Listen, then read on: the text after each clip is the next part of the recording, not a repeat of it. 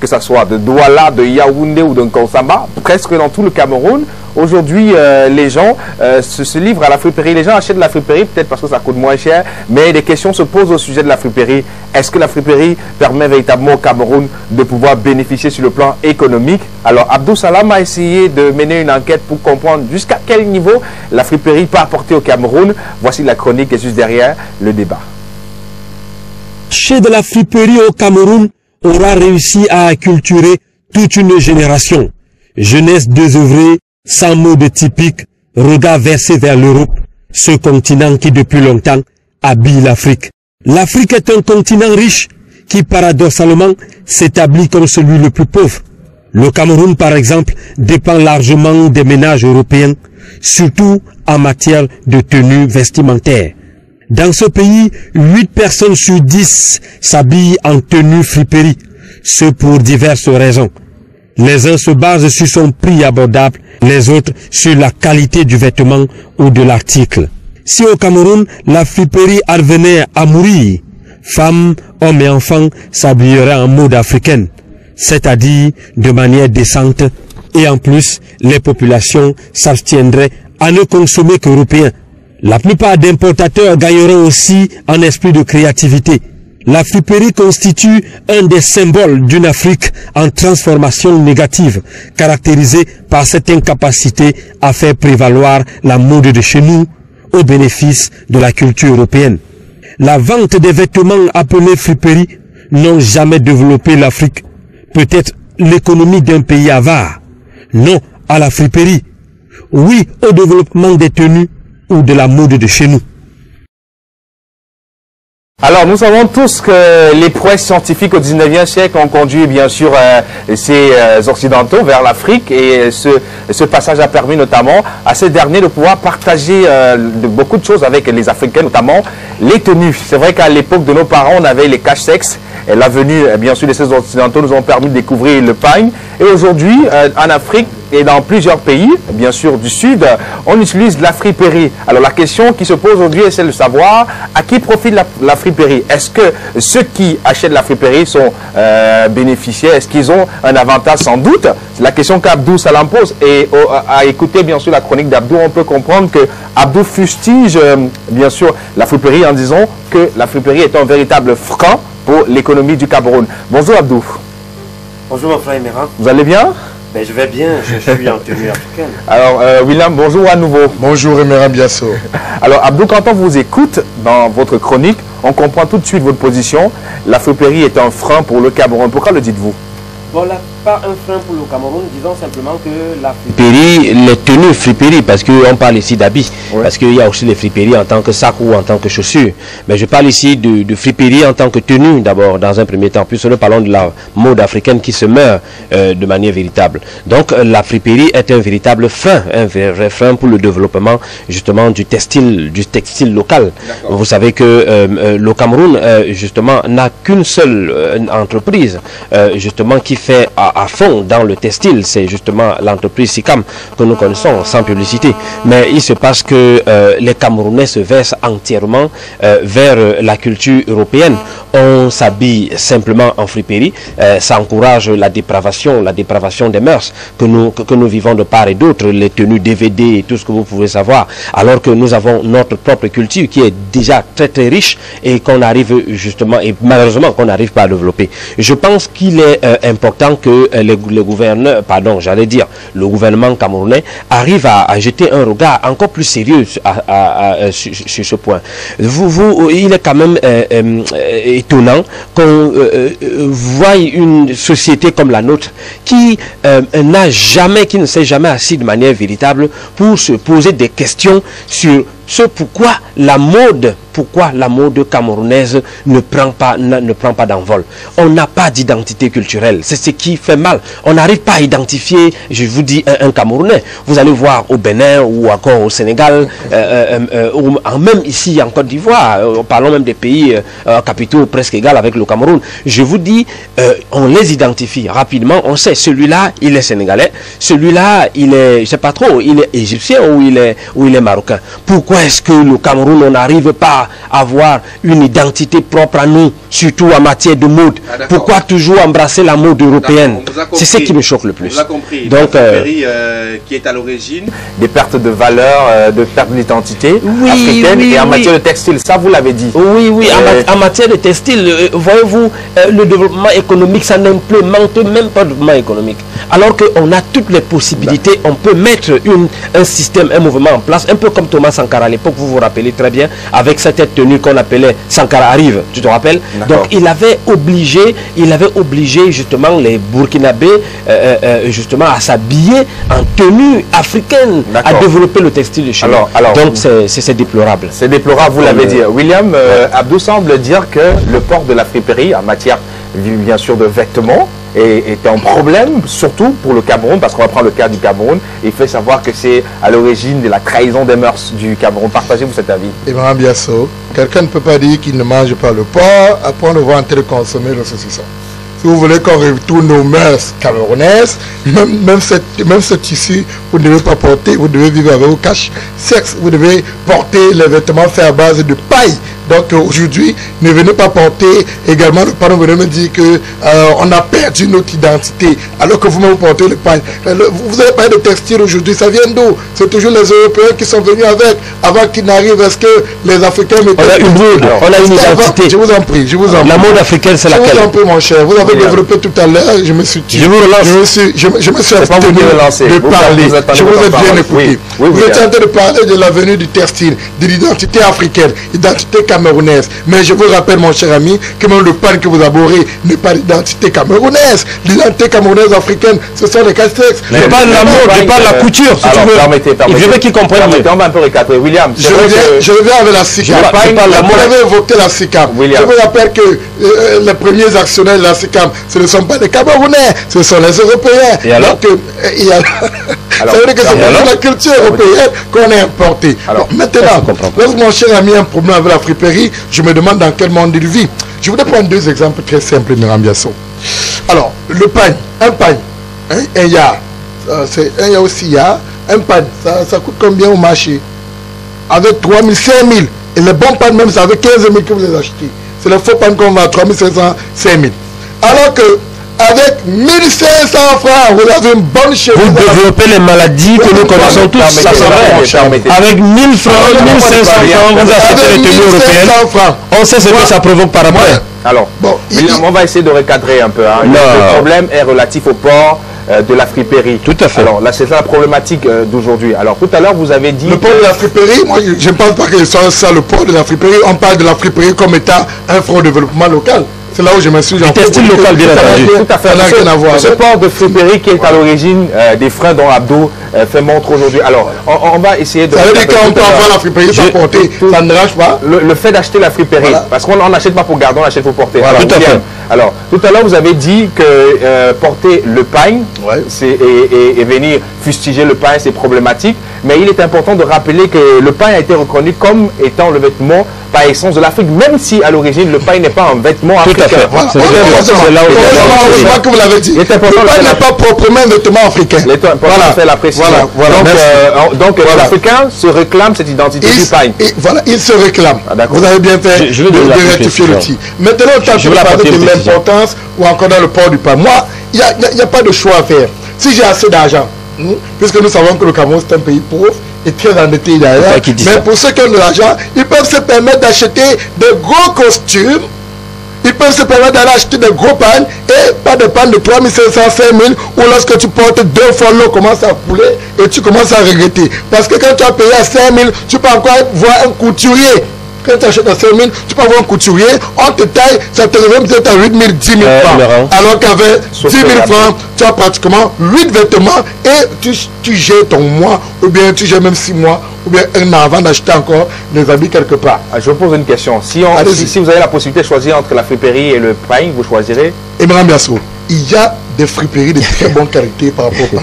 Et même... C'est pas ça là, c'est pas ça là, on pense. Et même dans la friperie, c'est pas ça là, on pense. Répondez à la question. Moi, j'ai choisi la friperie. Raison pour laquelle ce matin, vous êtes en panne, j'ai fait mon choix. Tout à fait. Mon choix est déjà explicite. Alors, on a compris, sauf que Abdou fait comprendre que ce choix est problématique dans la mesure où ça trahit bien sûr les mœurs africaines. Mais quelle mœurs? Tout à l'heure, vous avez relevé que le tissu, que le pain, je dis bien que lorsque les Hollandais arrivent avec le pain, il est plus clair les Hollandais sont européens. Ils sont, oui, bien entendu. Et voilà, l'Afrique prend ce pain et fait de ce pain son affaire privée, comme tu entends. Donc, maintenant, il y a ce qu'on appelle, dans la mode africaine, l'Afrique est ce pays par essence qui a réussi à développer une mode qui est en quelque sorte l'identité de la culture africaine. Quelque chose qu'on veut tellement intéresser. Et voilà donc William qui nous démontre combien de fois il restera toujours la poubelle, je veux dire la poubelle de l'Europe. À chaque fois quand l'Europe déverse ce qu'ils entendent poubelle chez eux, je vous dis, mon frère à moi aurait acheté une tenue, j'allais dire, une veste, je veux dire une veste européenne, tout ce qui vient de chez les pourris blancs là. Voilà, donc quand il a acheté une veste, je vous dis, il a porté la veste une seule fois.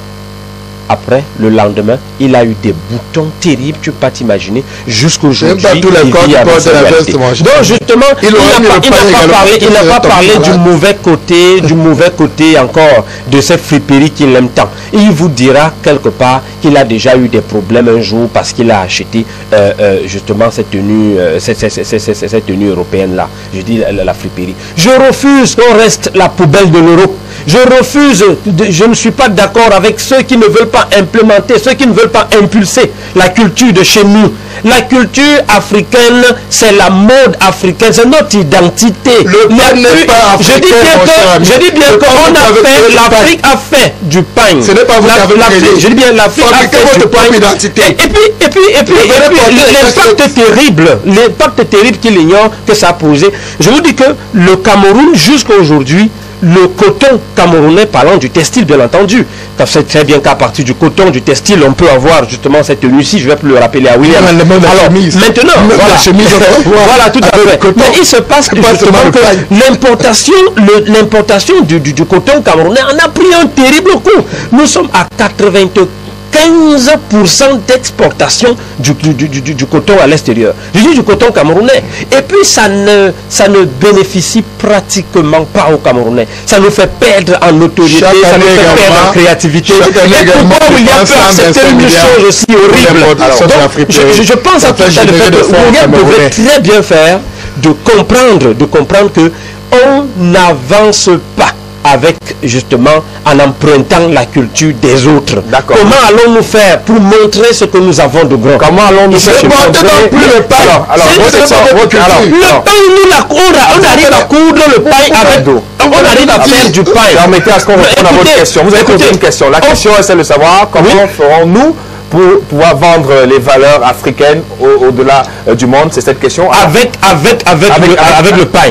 Merci pour la précision. Alors oui. Est-ce que Abdou n'a pas raison? Est-ce qu'on ne pourrait pas privilégier le pain au détriment de la friperie? Vous privilégiez quelque chose qui ne vous appartient pas déjà. Mais qui vous dit que le pain ne nous appartient pas? Mais William Deli. Permettez Abdou. Oui, William. Bon. Le pain est africain depuis quelque temps. Qu'est-ce que tu dis? Mais ce n'est pas William qui a dit ici que ce sont les Hollandais qui sont venus. Je dis bien que les Hollandais sont venus avec le pain. Les Africains ont fait de ce pain leur identité propre. C'est connu de tout le monde.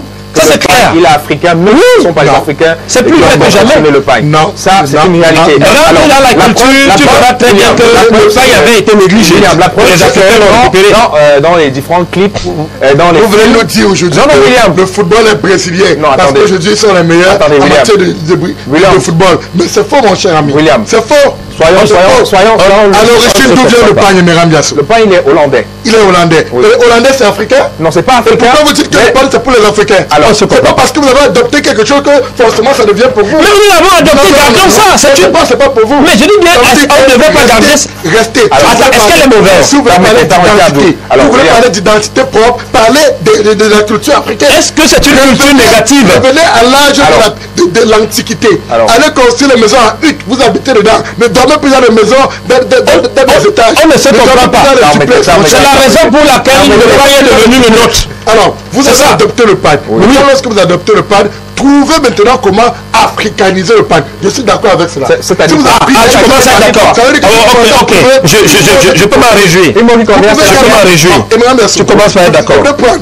Même la friperie, par exemple, mon cher ami ne sait pas que quand tu vas à la friperie, tu prends des habits, tu peux les rendre slim, tu peux les slimer. Et slimer, c'est quoi? C'est la mode d'où? Tu mets ta mode là-dessus. C'est ce que vous faites quand vous achetez les tissus de l'autre côté. Vous allez parler de dépravation de mœurs. Abdou, permettez à William de répondre à la question. William, vous avez demandé d'africaniser le pain. Africaniser le pain. Ça veut dire quoi? Ça veut dire que Abdou, permettez. De créer des motifs qui sont propres à l'Afrique. C'est-à-dire de créer d'un Junju Kalaba sur le pain. Et vous avez une très belle mais ça restera le pain. Ça restera le pain. Qui est africanisé. Je vois là des symboles africains et Emeram Biasso. C'est ainsi qu'on devrait porter le pain. Mais pas aujourd'hui aller retrouver du n'importe quoi sur le pain. Quelqu'un qui nous met du zèbre sur son pain.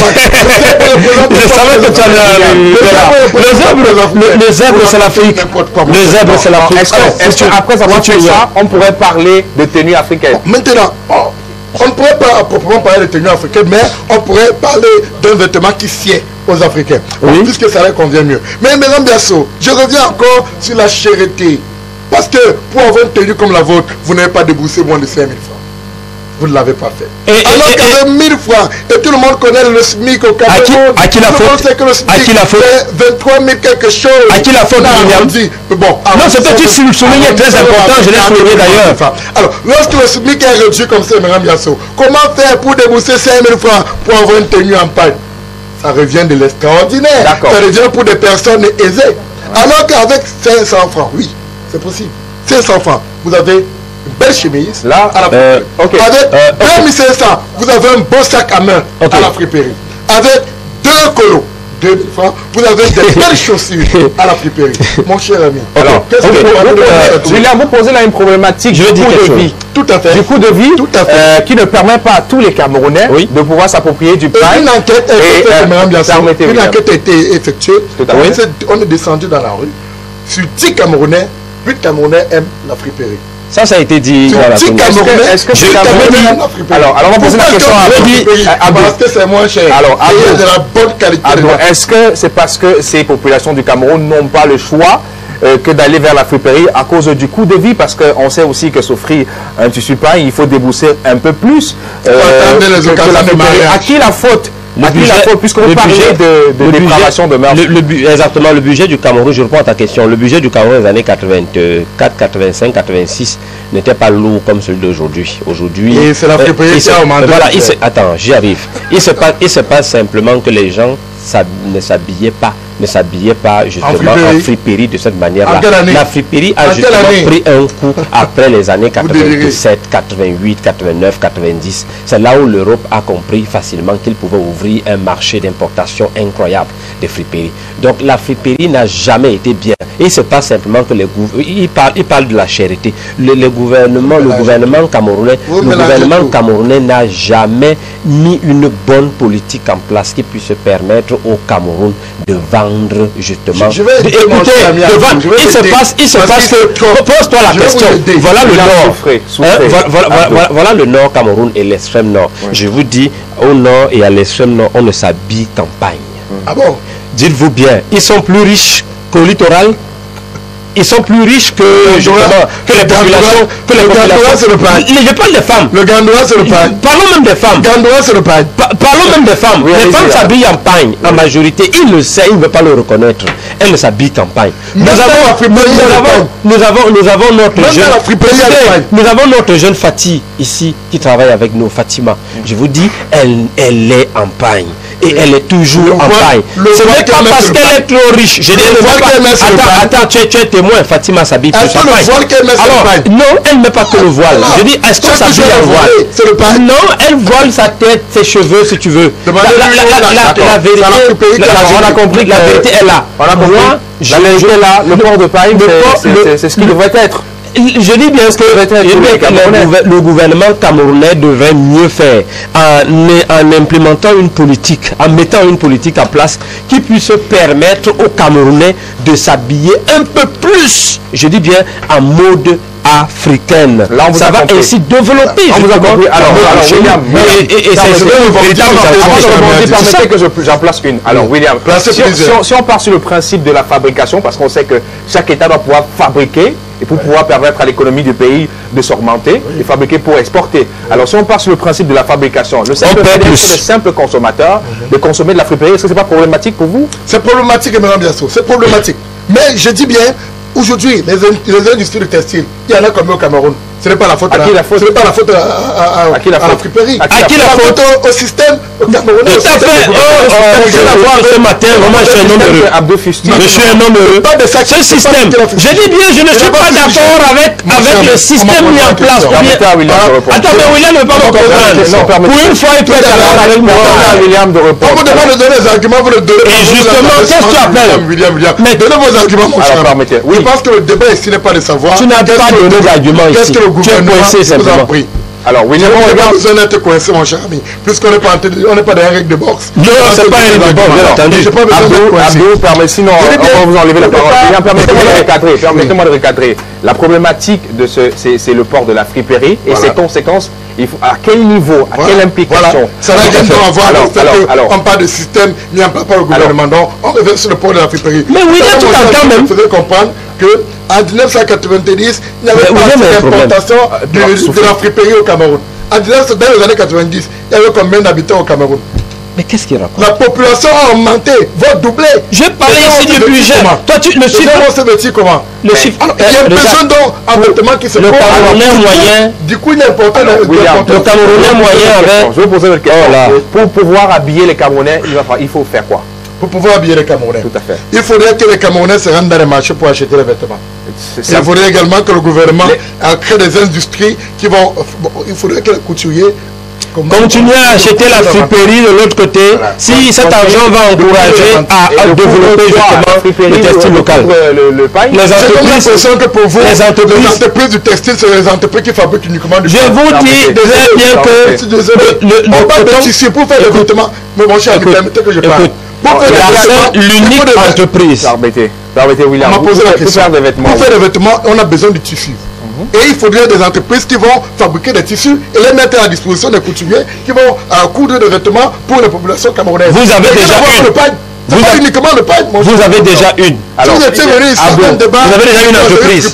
Je vais taper la main. Mais lorsque vous venez pas le friperie, mon cher, Abdou, nous savons que dans les villages de l'ouest Cameroun, à Bamenda notamment, au nord-ouest, au sud-ouest, il y a des couturiers qui utilisent du fil pour broder, pour essayer de fabriquer des vêtements. Là, c'est une fabrication camerounaise et africaine qu'on pourrait peut-être valoriser davantage. Oui, exactement. Les derniers jours, vous vous rendez compte ce que le Cameroun a pu se vendre. Le Cameroun a fait un véritable spectacle avec les tenues que notre ami Afro-Acom nous fait vendre aux Camerounais et dans le monde d'ailleurs. Je vous dis, quand ils arrivent, la plupart des touristes, quand ils viennent ici, ils veulent s'habiller comme nous. Ils aiment bien notre culture, mais si nous-mêmes déjà on n'encourage pas notre propre culture, notre mode, je vous dis, ça va être un véritable problème encore justement dans l'avenir. Voilà pourquoi Amadiam Raphaël a publié un livre là-dessus, sur l'impact sur le textile africain.